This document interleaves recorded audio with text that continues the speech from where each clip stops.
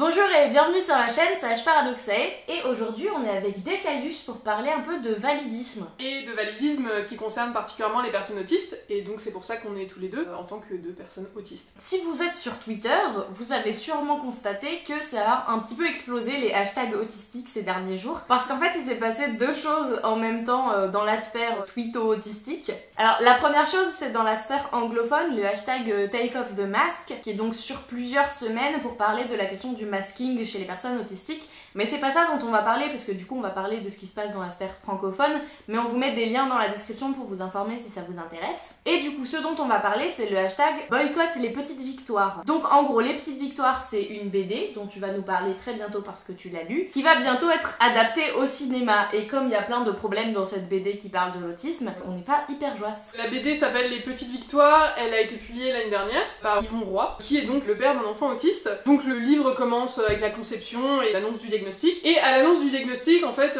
Yvon Roy, le sol s'effondre sous ses pieds. Du coup, même de loin, je crois qu'on voit à quel point c'est genre la grosse dépression pour Yvon Roy. Ensuite, de la scolarisation de son enfant, on voit son fils du coup grandir de plusieurs années. À la fin, je crois qu'il a peut-être 7 ou 10 ans. Et du coup, il raconte différentes choses, les méthodes qu'il utilise pour communiquer avec son fils, pour gérer ses routines, gérer les crises, etc. Du coup, ça vous donne un peu une idée de l'intrigue du livre. Sans plus tarder, on va parler des passages précis dans la BD qui nous ont dérangés, mais au début, on commence avec ce qui va plutôt bien, et on va finir par ce qui nous a paru vraiment catastrophique d'un point de vue de démarche éducative d'un enfant autiste. Alors la première scène dont on a entendu un peu parler sur Twitter, c'est une scène qui se passe dans le bain de l'enfant. Le gamin est dans le bain et il y a une petite poussière qui flotte et il fait une crise parce qu'il supporte pas du tout ça. Et donc le père se dit que ça va être quand même gênant dans sa vie s'il est pas capable de prendre un bain avec... bah forcément il y a des cheveux qui traînent des fois dans ta douche, enfin des trucs comme ça. Donc il décide de lui apprendre en gros à supporter la poussière dans le bain, ou en tout cas à gérer la situation. Du coup voilà, sa méthode ça va être à chaque fois de intentionnellement mettre une grosse poussière très visible dans le bain. Dès que l'enfant la voit et commence à paniquer, de l'enlever et de la nommer, c'est-à-dire de dire c'est une poussière, et de la jeter.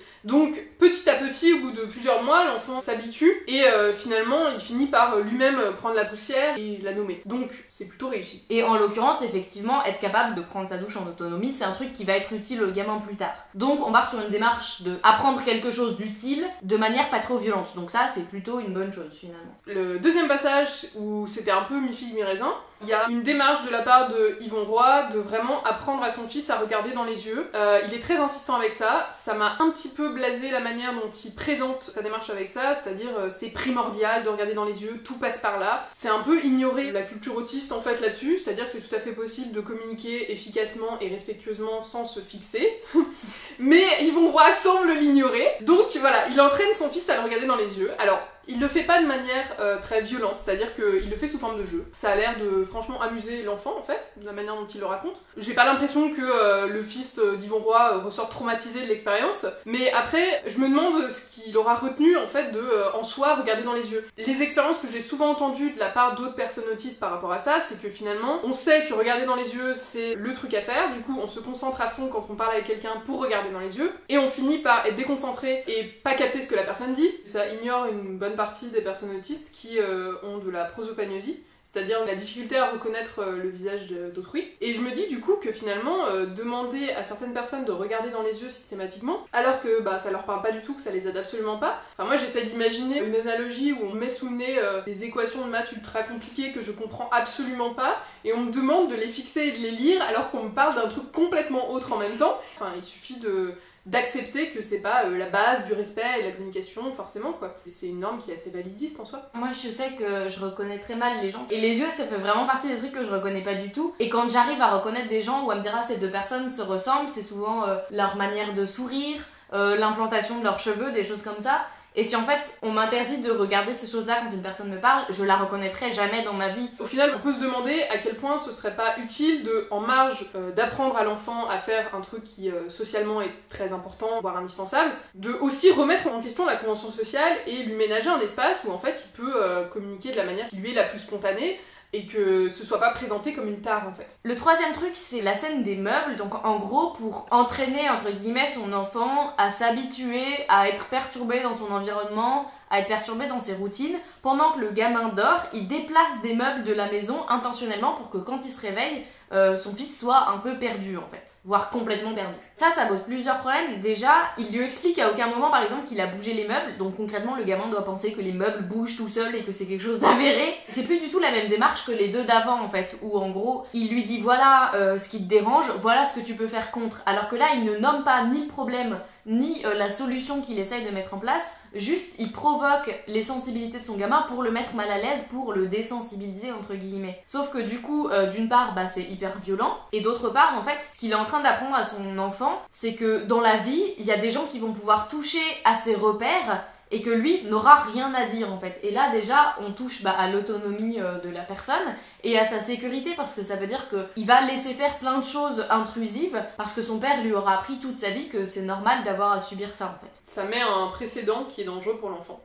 Et le quatrième point, c'est le cœur du problème aussi, parce que il s'agit des câlins. Ça c'est un souci, je pense qu'on peut généraliser aux enfants en général, dans la démarche éducative des gens, souvent.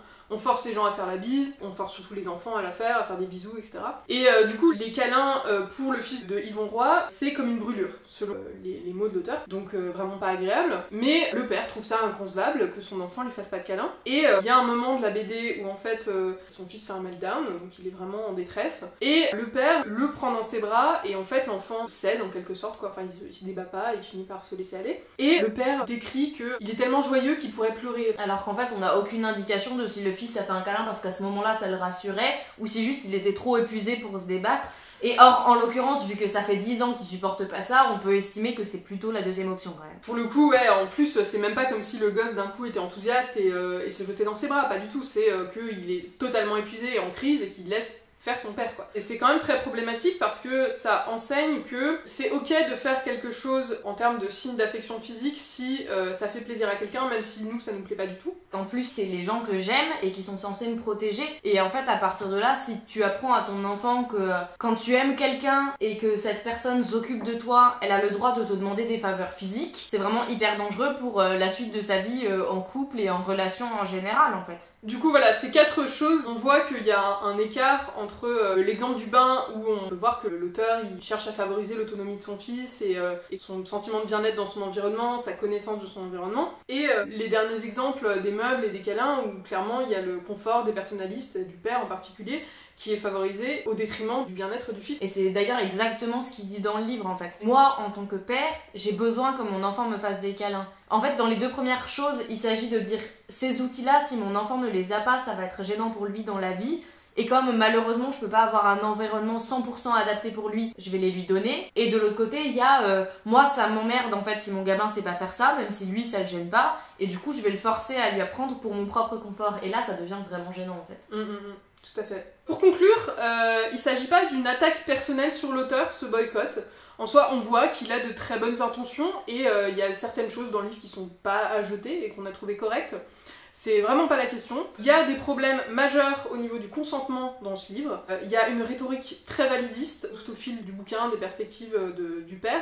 Clairement, il n'a pas idée de ce que c'est le modèle social du handicap. Il voit le handicap comme une déficience personnelle. Il utilise verbatim les termes de surmonter le handicap, ce qui est quand même un gros drapeau rouge. Il y a vraiment aucune conscience politique en fait de ce que c'est le handicap et de comment ça s'organise. C'est-à-dire que si l'enfant n'est pas capable de regarder dans les yeux, typiquement, il faut lui apprendre parce que regarder dans les yeux c'est primordial. Et pas parce que c'est un outil qui, dans une société qui a pour norme regarder dans les yeux, ça va lui être utile. À aucun moment il y a une dénonciation que c'est les autres gens autour qui font que son enfant est handicapé et pas l'autisme en soi qui fait que l'enfant a des difficultés à vivre. Du coup voilà, c'est ça qui nous inquiète. En soi, j'ai pas l'impression qu'il ait traumatisé son fils. J'espère que non, mais les idées qu'il propage sont clairement très dangereuses. Par ailleurs, on peut déplorer qu'il n'y ait aucun autre personnage autiste. Genre si le fils a rencontré d'autres personnes autistes, on n'en entend absolument pas parler. Et à aucun moment, on a la parole de l'enfant sur ce qu'il ressent de manière profonde. On a des pages et des pages sur la dépression du père à l'annonce du diagnostic, mais il n'y a pas une virgule sur est-ce que l'enfant a consenti au fait de prendre des médicaments par exemple. Peut-être qu'en fait, Yvon Roy a eu cette discussion avec son fils, mais s'il l'a eu avec son fils, c'est qu'il considère que c'est important de l'avoir, et s'il avait considéré que c'était important, il l'aurait mis dans le livre en fait, donc...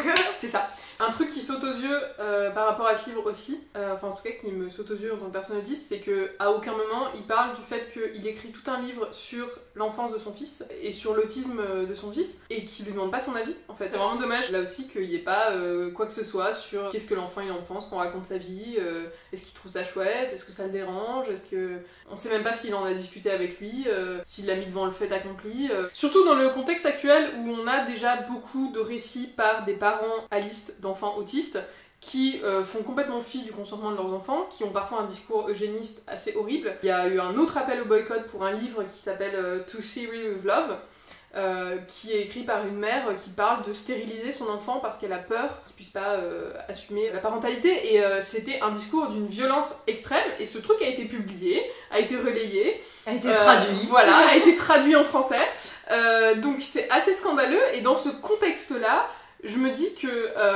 S'il y a bien un truc important à dire, c'est quand même respecter le consentement des enfants autistes, parlez-leur, et faites les choses avec eux. Donc le fait qu'il priorise sa propre introspection avec ses propres biais validistes foireux aux dépens du bien-être de son fils et de comment son fils vit tout ça, c'est vraiment un des points faibles de ce livre, et ce qui fait que je ne veux pas voir une adaptation cinématographique de ça, mais vraiment pas. Du coup, histoire de pas passer juste pour des grincheux qui disent c'est pas bien, qu'est-ce qu'on aimerait en fait avoir comme film sur l'autisme? Déjà, ce qui serait bien, ce soit des choses écrites par des personnes autistes, réalisées par des personnes autistes, etc. Parce que comme on l'a dit, c'est hyper centré sur le ressenti du papa sur ce qui se passe et jamais sur le ressenti de l'enfant, ce qui est quand même un peu important. Des questions de parents autistes, soit de parents autistes avec des enfants autistes, soit de parents autistes tout court, parce que ça on n'en parle jamais non plus, mais en fait on a des enfants, ça arrive. Globalement on a besoin de représentations beaucoup plus diversifiées.